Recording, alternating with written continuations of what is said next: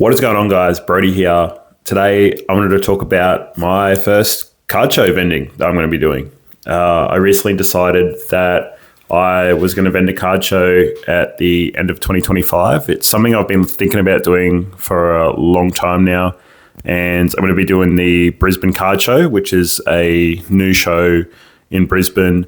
I think it sort of replaces the collector's market, which was run by the same people, I think, the previous year, but this time it's going to be just purely cards focused, like sports, Pokemon, One Piece, graded cards, and all that sort of stuff. And I think that's really exciting, especially for Brisbane, where we don't really get that many card shows.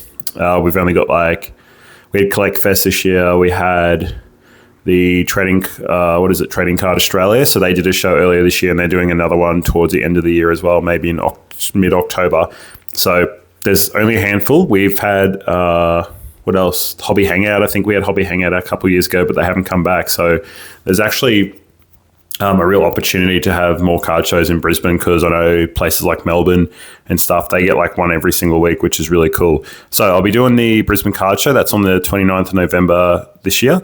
It'll be at the Distillery Road Market in Eagleby, so it's sort of halfway between the Gold Coast and Brisbane. It's going to be open 10 till 4, just a Saturday, and the tickets are on sale now. So I think it was $15, general admission, and kids are free. So in this video, I just sort of wanted to talk about some of the stuff I need to think about in terms of vending. I've sort of had a good think. I'd written some things down that I need to consider, but in terms of like inventory and stuff, my strategy or my game plan at the moment is just to grade my own cards.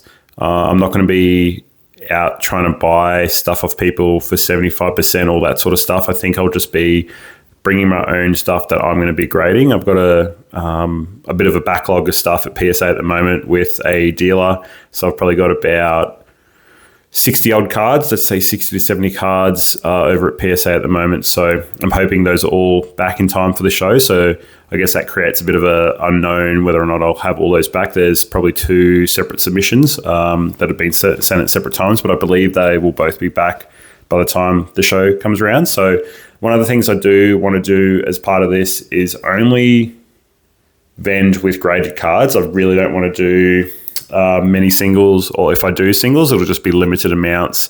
It'll just be real like niche stuff, maybe like promos or things like that. I might do some sealed products. I'm not really sure yet. There's probably a few sealed items I've had for a number of years since I've been collecting that I wouldn't mind taking and seeing how they go at a show, but I primarily just want to be doing graded cards, PSA graded cards, and majority will hopefully just be 10s and maybe some 9s.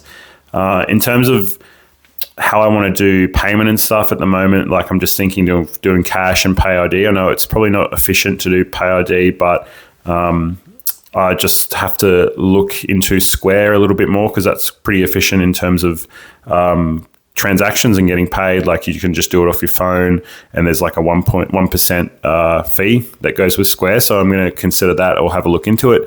But yeah, mainly going to do cash and pay ID. In terms of like display, I've just updated my logo, so I'll be able to get a new shirt and have my logo on there on the t-shirt that I'll wear on the day, and I'll be able to do a bit of branding and stuff there with that. In terms of like banners and things, and like what are they, tablecloths? Like I was probably just going to do a black tablecloth. I wasn't going to do like a customized one. A banner, I wasn't going to do that either, and I was just going to see how I go. Maybe the tablecloth, maybe I could do the custom logo with like a different colored tablecloth that's not like black. Maybe do blue or something, just so it stands out a bit more. And I guess the display cases, I've got to buy at least one of those. So I've been looking around. Officeworks has these pretty good ones that are about 150. They're like actually a bulletin board, and they have like a black fabric inside, so they look pretty nice. But there's some like jersey display cases that I found on Harvey Norman, and they're currently on sale for like $59 delivered. So I might get that, because that's really cheap. It looks like I could probably fit 35 to 40 graded cards flat or like nicely displayed. I guess I could lap them over the top of each other and fit more in, but I'm thinking whether or not do I need 1 or 2 of those display cases. At the moment, I've been thinking 1, but if I am going to do some singles. I probably want to do 2 just so I can fill that up with some singles and stuff. And I wouldn't mind bringing some of my higher end graded cards that I personally own just to like display in the case to sort of show off and bring people to the table. So there's a few of my older cards that I wouldn't mind bringing and putting those on display, because there's stuff that you don't really see that often come up at these sort of shows. I guess the other thing to consider is just from watching other vendor POVs and things like that is people often don't stay hydrated, which is funny.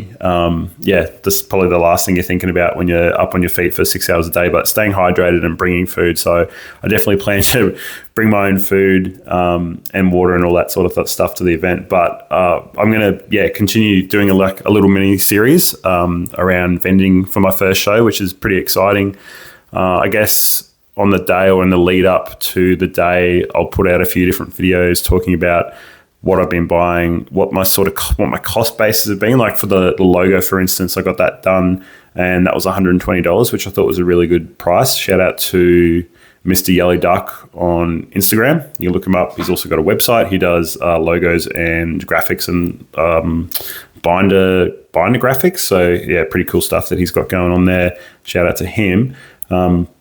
I think, like I mentioned, the display case, like I could get those for $60 at the moment delivered, which is pretty good. And I could do 2 of those for $120.